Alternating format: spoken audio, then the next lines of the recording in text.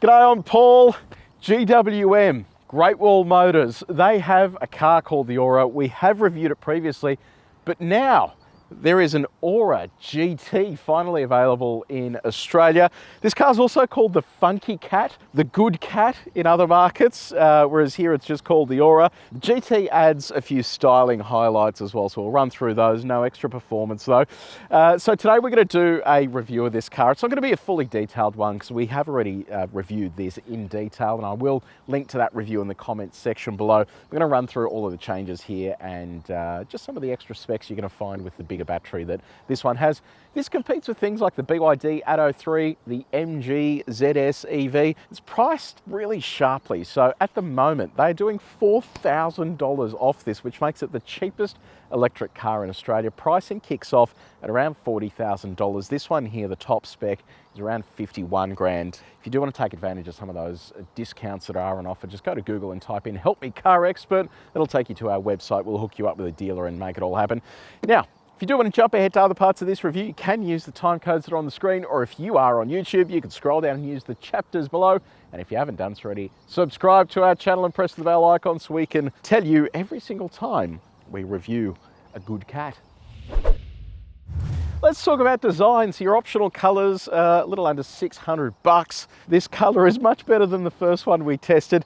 First one had like, Hyundai N vibes to it. It was this baby blue, and I don't think it did the car any justice. This color really just looks significantly better on this car. Now the GT, it actually comes with a stack of little design highlights, including some faux carbon around the vehicle to make it look like a bit of a lightweight go-getter. They actually do a vehicle called the Ora Sport, which is the actual go-fast version of this particular chassis that this is based on. So this one here, despite it being called the GT, actually has the same power output as the non-GT models. Now down the front here, full LED headlights. You've got the exclamation mark, that is the logo there for the Ora. You've got more of that carbon or faux carbon highlight down the bottom here. In the standard non-GT, this is all sort of filled in and has those sort of gills off to the side there as well, but I think this has definitely a sportier vibe to it. Now around the side here, more of that carbon around the wheel arches. You get red highlights as well, red brake calipers. This sits on 18-inch alloy wheels, so it's a good compromise there between sportiness and range. The bigger the wheel is, the less range you're going to get, so they still want to retain that. I'll run you through the charging and the type of range that you can actually expect from this in just a second. Indicator built into the wing mirror there. You've got a 360 camera, big glass roof here that opens as well. Privacy glass. Now around the back you've got Ora here in individual lettering, LED lighting here. Got this big old spoiler there with red highlights through that top section. You've got a GT badge up the top here, shark fin aerial, GWM badge, and then have a look at that diffuser as well. So definitely a super sporty vibe to this. Would you like to see the Sport in Australia? That is the sort of go fast version of this, the all-wheel drive one. I'm pretty keen to see what that's like. Let me know what you reckon about the design here of the Ora GT in the comments section below. So we are inside the Ora. Now this looks completely different to the first one that we drove. It is definitely a whole lot more upmarket, and you'd hope so as well because it is a big step up in price. In fact, even the GT is a step up in price over the extended range. So you really want to have all of those highlights to justify that step up in price. But in terms of some of those highlights, look at that red leather on the steering wheel there. You've got red along the dashboard there as well, and that soft touch material with red stitching too. Even the seats have GT insignia on them with a bit of Alcantara in the center there too. So really sort of stands out nicely.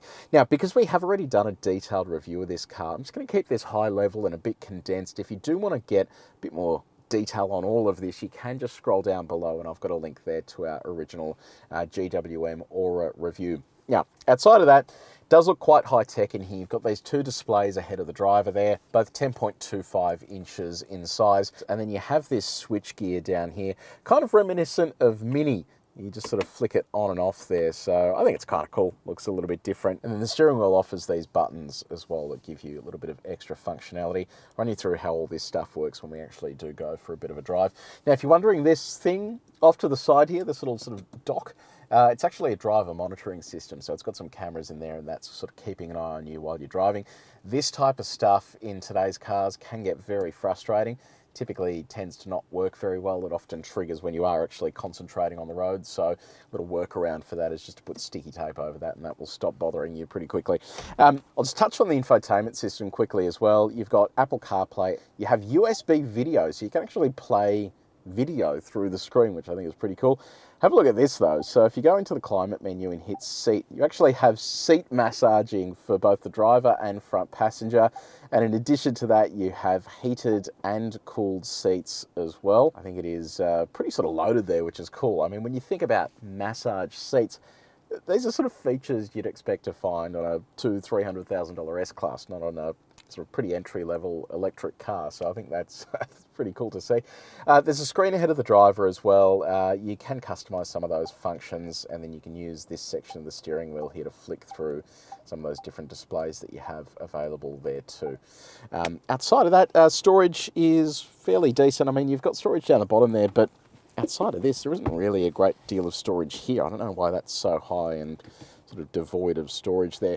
In terms of second row, look, it is a little bit cramped in there. It's not the end of the world, but you'll find that if you are taller, headroom can be a little bit compromised. Likewise, knee room as well. But for a size of vehicle like this, it's not an enormous SUV. I think it is actually a pretty good mix between being small on the road and also fairly decently sized inside the cabin. In the back there, you've also got one USB-A port, no air vents, unfortunately. It is worth pointing out as well that the rest of the cabin also has just USB-A ports, so it would be nice to see some USB-C functionality. You have a wireless phone charger there as well. In terms of cargo capacity, that's also a point here that's probably not fantastic. Under 300 litres available in the boot there, with a little bit of underfloor storage for a tyre repair kit and a charging cable. That space expands to around 850 litres when you drop the second row as well. So that is a compromise you're going to make with that sort of shape that you have at the rear of the vehicle. And have a look at this. Little cat's ears. And look at that. This is probably the best vanity mirror I've ever seen. It's like LED backlit. This is like, you know, when they do that makeup TikTok stuff and they're standing there doing their makeup things, just like that. Now let's talk charging. This one is a little bit different to the first car that we drove. So this uses a battery capacity of around 60 kilowatt hours, but this is an NMC battery, which means lithium ion, different to the LFP battery that they use in the entry level. That means this one shouldn't be charged to 100% regularly, but it does mean that it has better energy density than the entry level. So it's a little bit confusing, but they weigh around the same, despite the fact that this one actually has a larger battery. Also means that you're getting better driving range, a little over 400 kilometers worth of driving range. AC charging, you can charge it up to 3-phase 11 kilowatts. DC charging is a little bit disappointing though. So it peaks at just under 70 kilowatts, but the average is 56 kilowatts. So not exactly the fastest charge rate in the world, but also not terribly slow either. Okay, we've just hit the road in the Ora GT. This is basically a single motor setup, front wheel drive.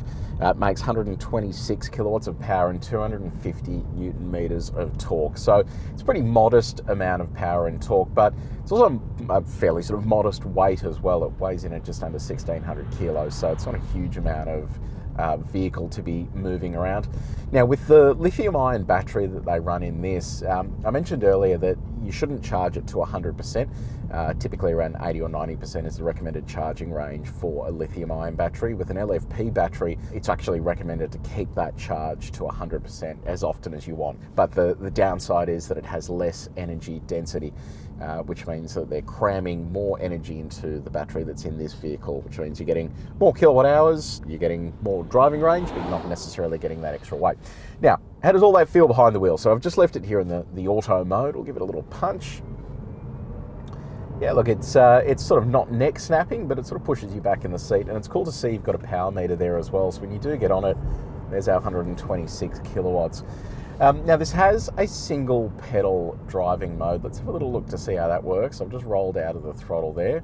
We'll see if it comes to a full stop here and how smooth it is when it does that. So it's taking a little while to slow down there, but Oh, that is very nice and smooth. I like that. And then smooth on takeoff as well. So yeah, that's good to see. You can actually adjust your energy recovery levels here as well between light, normal and strong. So that will adjust how aggressively it goes into regen when you roll out of the throttle.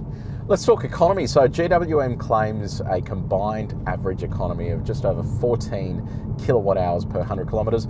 We're averaging closer to 16. This has been doing highway driving obviously to get here, and that is going to consume a little bit more energy, but it's not an amazing figure when you consider how light this vehicle is. If you think of something like a Tesla Model 3, they average 13-14 kilowatt hours per 100 Ks, and that is a fairly meaty vehicle in comparison to this. So probably still a little bit of work to be done there on the economy front. Okay, on the ride front, in and around the city, the ride is fantastic. They've done such a good job tuning this. Let's see what it's like on our sine waves. We do these at 130 kilometers an hour. Sine wave is just a consecutive set of bumps on the road that let us get a good understanding of how the car performs. And in the country, if you're overtaking at the maximum speed limit here in Australia, so there's 130. It's actually not too bad. So the ride being softer means that you are getting a little bit more sort of lift there when it comes to the sine waves, but definitely not out of control, and you can actually feel like they've put a lot of effort into the ride here because it is nice and smooth. When you're hitting bumps like just here, cobblestones, potholes, all that sort of stuff, it actually just soaks it up nicely. We'll go on our bumpy road in a second, we'll see if it's the same over there too. Now drive modes, you've got a button sort of buried down here somewhere. I love these noises. Normal, auto, eco, sport. Have a listen to that. That sounds unreal. Let's go for a little punt around the track. We'll just see what this is like. Obviously, this isn't some, all-out sports car, but we test all of our cars back-to-back in the same way to see what they're like. Brake pedal feels good. Fair bit of body roll there. Yeah, look, fair bit of body roll there. It's definitely not overly sporty. Steering feels good though. You can see the power tapering off there as well. I've got it flat to the board at the moment. It's gone from giving us out 126 kilowatts now to a peak of about 105. Yeah, look, despite the body roll, it's actually sort of fairly compliant and predictable here as well. There's overactive ABS there too. Yeah, look, I mean, it's not going to scare a Porsche Boxster or something, but it's actually fairly competent. A bit of fun as well. So yeah, look, it's not the last word in handling, but it's also not terrible either. Okay, bumpy road time. So we do this at 90 k's an hour. It's a shocker of a road, and it's designed to give us an idea of what the ride is like if you're traveling across cobblestones or corrugations. This is doing a fantastic job. So I've got a condensed sine wave here as well. Give us an idea of what this is like once that picks up a little. Yeah, it feels really good. Like I said before, they've done a really good job with the tuning here. It is just really nice and comfortable. Not over the top and not too soft either. It's just right. Now let's talk about road noise. I did notice on course chip there is a bit of road noise coming into the cabin. We put it up against our calibrated sound meter, and this is how it went. If you do want to see how this car compares to others that we've tested before, there's a link in the description below. Let's talk visibility. So I can very clearly see down the front there. This is a very big windscreen as well. You've got reasonably sized wing mirrors there too, with a blind spot monitor built into them. Visibility out the back isn't amazing. The center headrest kind of intrudes a little bit, and it's a very narrow envelope too. Now it's time to test our lane support systems. So I'm going to set cruise control to 70 k's an hour, which is typically what we do here. Okay, so that is active. We're going to test it in the three sort of outer lanes here. We're going to see how well it keeps to the center of the lane. So this isn't really keeping to the center of the lane. It's more just once we get near the edge of the lane, it's sort of bumping us back in over there. So it's not really a lane centering function. I wonder if there's like a mode. So it's faster, slower, cancel, resume. Because when I was switching it on before, it had a thing over on the right hand side.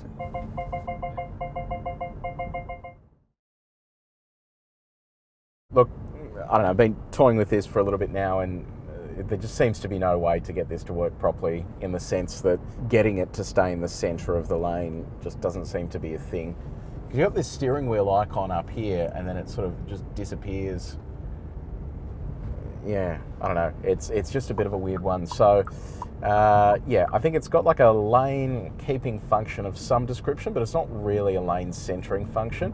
So it sort of bumps you into the center there, and it's sort of holding us in the center there, but then it just randomly goes crazy with stuff. So yeah, I don't think it's a great system. It probably just needs a little bit of refinement still, but like a lot of this stuff, it is software based, so hopefully it's something they can easily fix without too much effort. So now time to do a little bit of performance testing. Before we do that, I wanted to tell you about Help Me CarExpert. If you are looking for a new car like this and you want to take advantage of some of the discounts that are available at the moment, just go to Google and type in Help Me CarExpert. It'll take you to the CarExpert website, and there you're going to find a stack of great resources, a lot of reviews, comparisons, even a car finder tool that will help you pick the right car if you're still unsure. Now, the official 0 to 100 time is 8.2 seconds, and this actually has launch control, so the GT comes with that feature. So let's give that a shot and see how it works. So I come to a stop just here, put that into sport mode, and then it's just brake and throttle. So we're going to have ESC off. That's off. Brake and throttle. Oh, look at that, launch control activated. I can hear the fan kick on as well. Okay, so it's just said timeout, so I've got to be a bit quick at that. Okay, here we go. Launch control activated, here we go.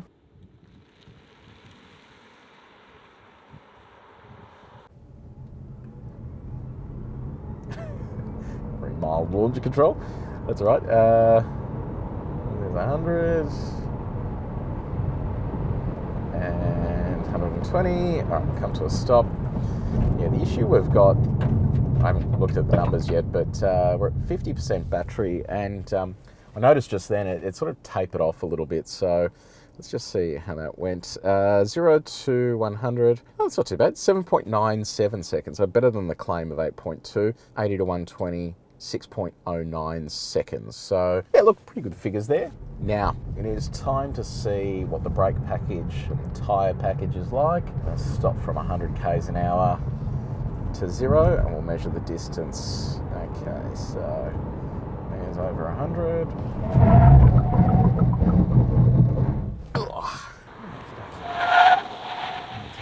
So, 100 to 0, 2.84 seconds and 39.91 meters. So, yeah, it's actually not a bad figure at all. So, that is good. Now, moment you've been waiting for. How quick does it go in reverse? Here we go.